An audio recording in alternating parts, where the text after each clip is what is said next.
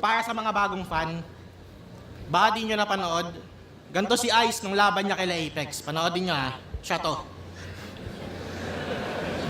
Tangina nyo mga support! Mga fans nyo, bobo! Bansot! Budin!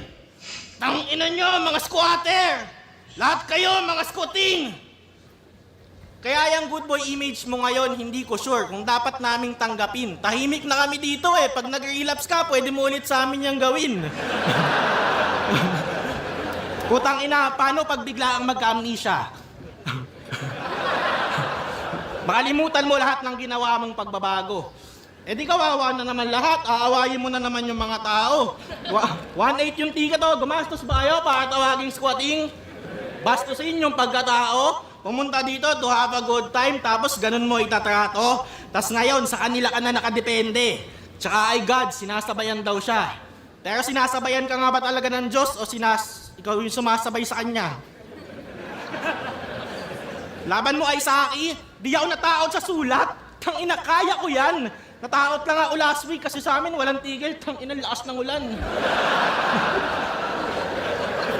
Paano ba naman, unang battle, sinalban ang bote. Hindi ng mga baon niyang katha. Sumunod na laban, bagyo naman, nabigla sa ating sumalanta. Hindi to si Ice Rocks, hindi din Saint Ice, kalaban kong binabangga. Ban, malapit ka na magkampyon nang hindi sinasadya.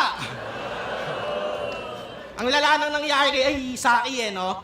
3 rounds yung bit-bit na pyesa, pandigmaan, at sa isang bagsak lang ng ulan, burado lahat ng pinaghirapan.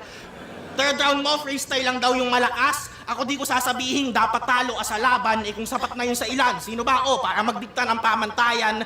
Yung mga freestyle sa gitna ng rounds, pasensya na kung madalas hindi ko kayo mapakitaan. Kasi ang masira yung daloy ng pyesa ko, yun ay aking iniiwasan. Ikaw kaya mo kami na pasikatan at magsingit-singit ng biglaan. Pero hindi nga naman perfecto yung material mo, bakit mo iingatan?